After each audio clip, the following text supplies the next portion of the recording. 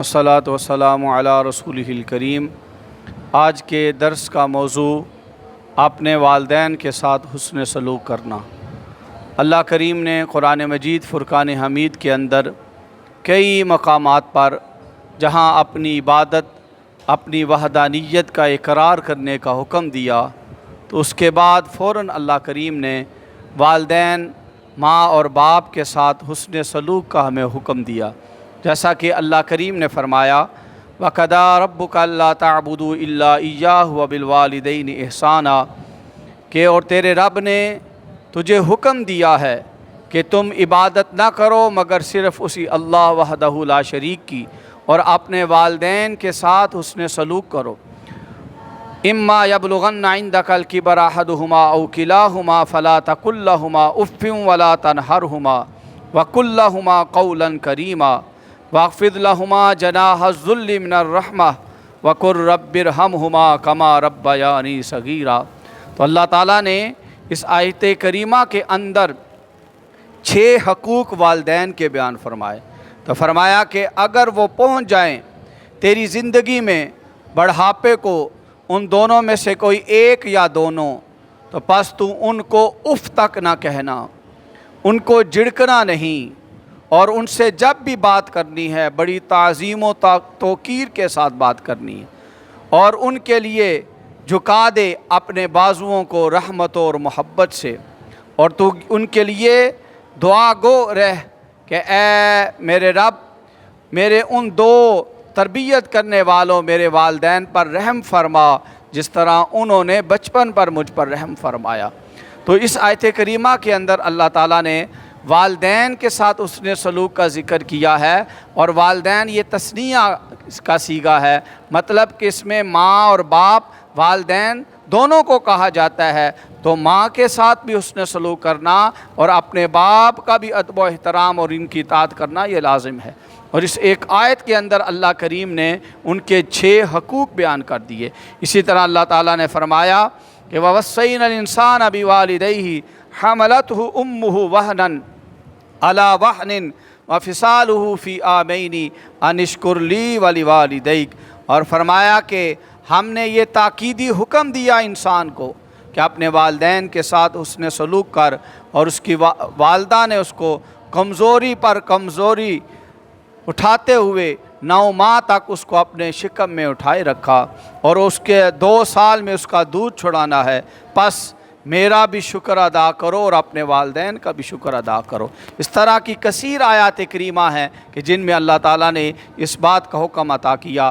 اور نبی رحمت صلی اللہ علیہ وسلم نے بھی فرمایا، جب آقا کریم صلی اللہ علیہ وسلم سے پوچھا گیا ای العمل احب الی اللہ، کہ اللہ تعالیٰ کو تمام اعمال میں سے محبوب ترین عمل کون سا ہے، تو نبی رحمت صلی اللہ علیہ وسلم نے فرمایا الصلاۃ علی وقتہا، نماز کو اس کے مقررہ وقت پر پڑھنا۔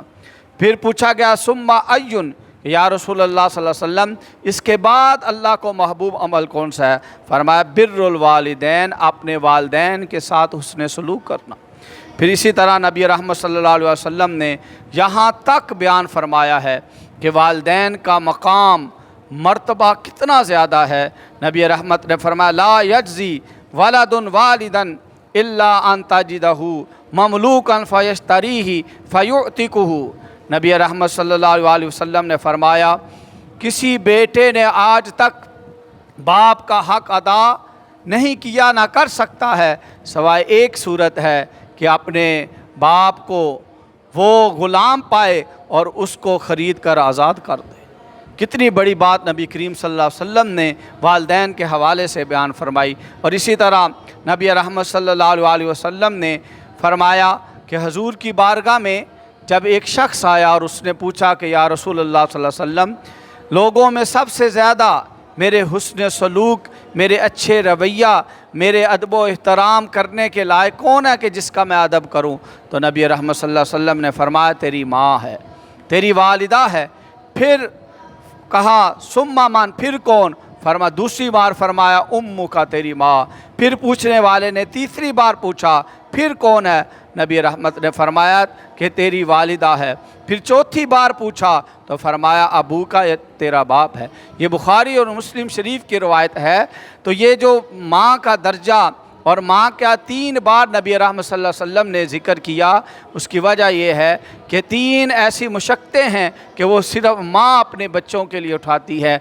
नंबर 1 कि 9 माह तक बच्चे को अपने पेट में तकलीफ़ पर तकलीफ़ और मुशक्क़त पर मुशक्क़त ये झीलते हुए अपने बच्चे को अपने पेट में रखते।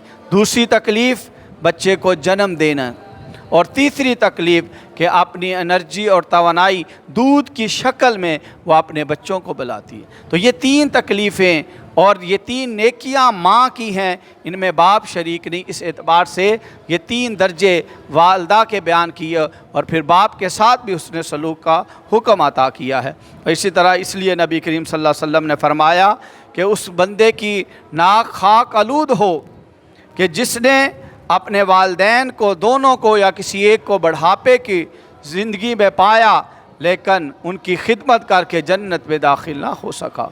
और फिर नबी रहमत सल्लल्लाहु अलैहि वसल्लम ने इस हवाले से बयान करते हुए फरमाया कि एक साहबी ने अर्ज़ किया, या रसूलल्लाह सल्लल्लाहु अलैहि वसल्लम, मेरे वालदैन का मेरे ऊपर क्या हक़ है?